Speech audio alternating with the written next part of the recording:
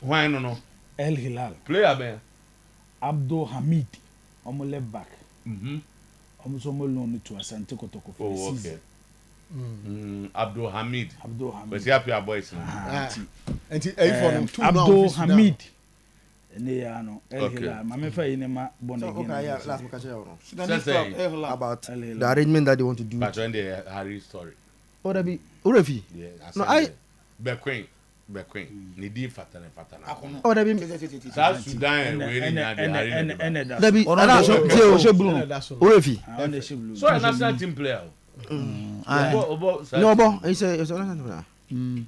Oh, last I told you about Manitri, you are Urefi. Tama, I break it down now. And I'm a say, this is what the young left backs are sealed to Ghana Asante Kotoko on a year-long loan. But we are not. I'm told they will give him. They will give him something. But majority, no, they will pay it. But obey the idea. Because a player, no. As a player, the idea of Mama Kakraba, how soon be to do on a big cost, maybe. Aha, so Koto cannot pay him. When it's ready, they can pay him. Until Mama Kakrawa has he. Not the way you need to come. No, I was telling you Abdul Hamid. When he left, no, so very you Ebo. Forza Hilal. Ali Hilal. Okay. Ali Hilal. Because of the Hilal. I almost tell you what they can. Tama, Lamptey so and at 2 p.m. Will be unveiling in Rwanda. 2 p.m. Pepe.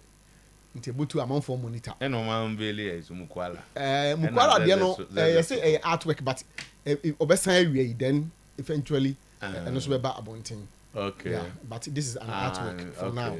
And you know, obesan. But obesan Mukwala also obesan then officially they also made the announcement. Yeah. And so Elha. And the time I mean Fankwe. How can Asante Kotoko succeed? Najibo Hilal ni no ya no amaye no ho ikakra. Okay. We mu Kotoko for na keep at their chest say but na you do nkofo di omani. Oh, keep on chest say. Who be so mo nka? O say usually. We mo no some ya announcement. So mo do mo ja play am ko. Let's Abdul you come be obo. Obobi. Parliamentary. So no training. I don't fit that. Omo man go training ground so no mo be. I fit that. Kotoko dey want them to and you want go training. Okay, so omo World Cup qualifier. Sudan dey omo yetu. Omo World Cup qualifier.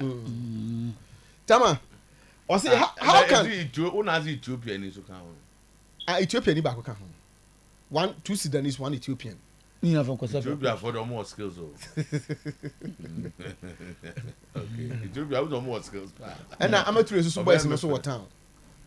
Omu nyina be ko training enwumre. Anopa de obi ansi ho. As for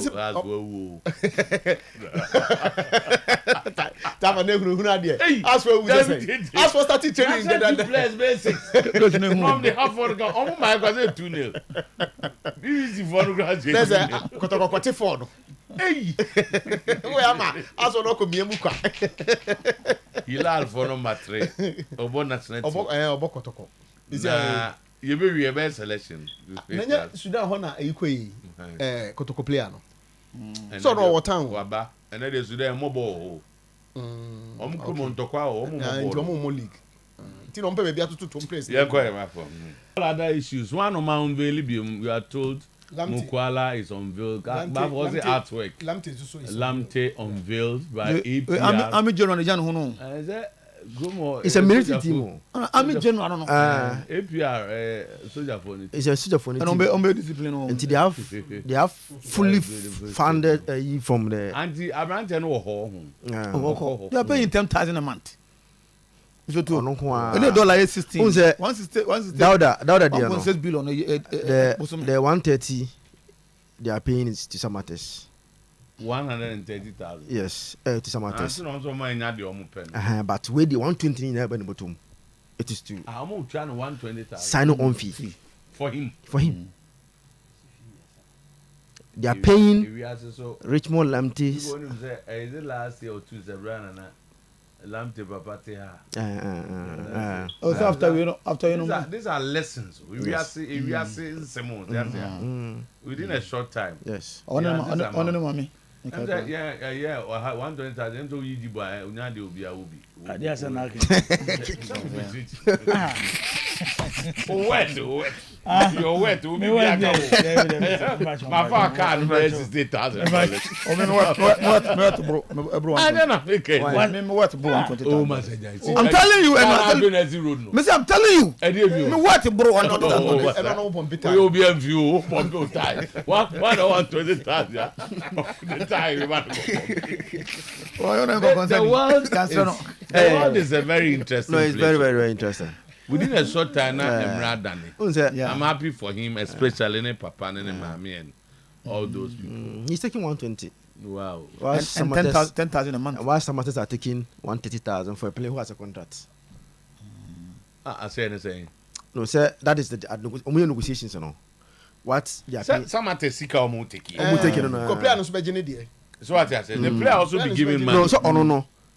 On Jessica like. And everything away there, no. Some of my fans said, look at the Mbappe deal. It's just like, wait, you've managed to see your contract through. So what I say, so that's the difference. Some matters are the player also get. And a bond their brown. Where the more near you, the parents in you, Lamptey, my man, and Papa. It's almost as near Master. I said, me near Master. Wow, that's fine. Young child parents. No,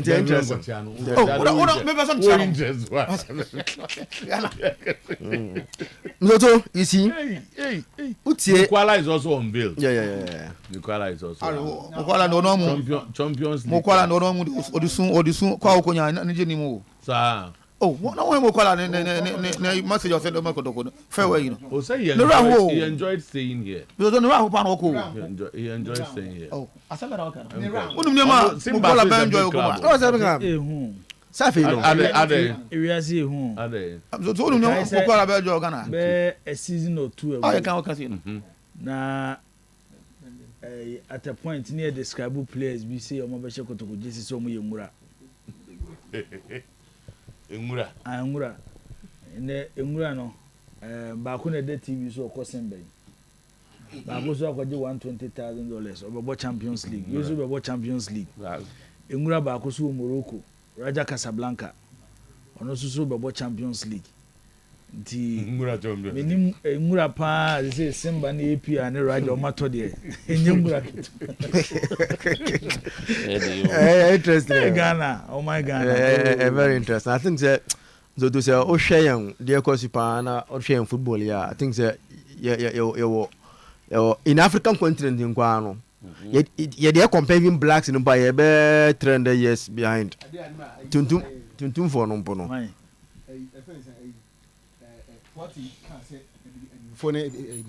That is different. You see, when you are comparing systems, Poate didn't look like color. That's why I have a problem. That is racism. But say the way I go for your money or baby, but I can't any tuntumne koko bruni dia sadi yen trama Canada. Because omo matter 120,000. If you no, omo matter 120,000. Omo nyabrofo. Omo awudina ha omyensa abodin. Ba kukro no ebruni. Yen to aba. Me say asema da pro so aye kan. Yen to aba ne to aba. Let's situate it in a context. Baby Araja na ye kan asema omo nyabrofo. Simba omo nyabrofo. Rwanda omo nyabrofo. Yet they are doing the right things. Timobi make ebruni ni bibini asem. There are other in but my some na mo kana mentia see you. Mo si bibini ni broni e there. Asam mentia ni broni difference ah. Bibini ni broni. Difference ah. Yemi Egypt airport nto say free. Yemi America airport nto say free. Ne hedo mo betu kan akọ na yonko dem. Oh, say no there. Say na kire say ba ko ni dey. Abaro won say manya ba kwa kan hu no. Ora yon to aba na. Barbados. Barbados. Oh, say na there nti ni abo na bia ya fa. Eye kro no na ye broni ni. Ebia na fa Canada. ne bi mo ro o dwintra ho ntina enye broni nti ye bet matra ko broni nti eye because omo hwe kuro no so ye kwa nko ya broni ye nzoto isi se utie when man you ne do I mean because omo no they are still doing the right thing to maintain their standard. But the other side of is Ghana say Kotoko has are not doing the right thing. And in Kitwana omo eba no are able to today teams now all from no are able to compete with players as Kotoko no Jeffrey omunzem. You understand? But as my eke Gatef na ozi go for players utie dia keke dia players no mudi league nobody is going for them here. Then see some at express dealing go prepare so so mo yenya nwie season ko no mbeka say club we are ready so beto mo play bia no mo bo ho you pay like a way you are I want you for the better e dey as akito kan 130 dauda we are so pa mzetu me kai dauda na dauda no yeah no as good dauda ben dauda sedu number 10 no number 6 yes smallish kaka number 6 no more dauda time na Thomas do am time no okay okay na me kai one day bi na me call boase and you could clearly see the pains I'm to one akumem bueno because that time as good o Makati as good wo Anabila as good wo Osubana hen as good wo Abagna e wo Mumeford na that dey nya bi mo then came to Samates. This season, Ofa League now, he was the best defensive midfielder in the league. On the econo, 120,000. Bosume so 10,000. Say agent back on the year, the same year deal no. They say, omo Meford no, central Meford no. Two Ghanaian players, R.Lamptey and Dauda, 6 and 8. So by the Asama fan fala. Based on Sikana or my vote ni there. Based on Sikana or my vote. From the football sponsor Arsenal millions of pounds. No, what they have realized they say, they feel said they have done a lot of things. No airline. People don't even see it. Reason why decided say they will sponsor Arsenal. And sponsoring Arsenal, people will come to Rwanda as tourists to see your mama and Sanyoma. One avenue to two. Send a Rwandan football. Their biggest club is APR. And if you perceive a deep football at home, minor, then why don't we push APR to also move to the level of other African clubs in the Bruno? Said they be a beton minor. And now one stadium no more. CAF Koye inspection Africa, they say a stadium waiting host to World Cup final.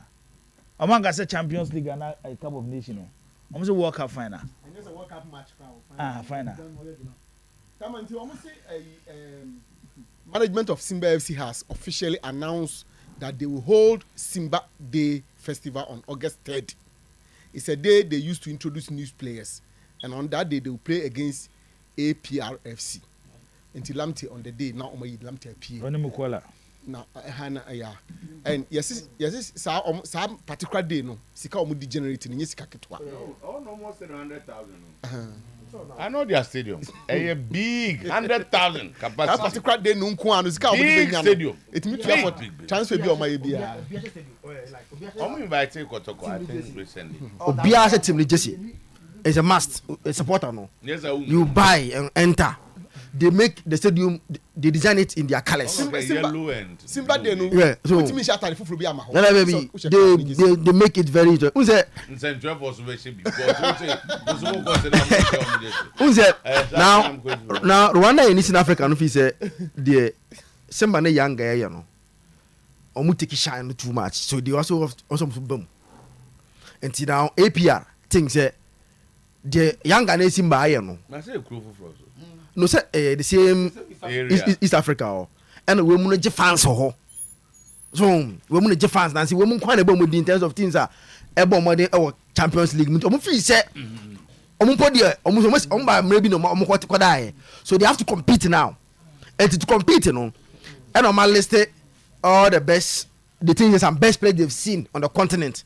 let's go and get them and beef up the squad. Now you move on. And team Toto, let's see how it will look like. Ram Toto, and team me there. But don't say neither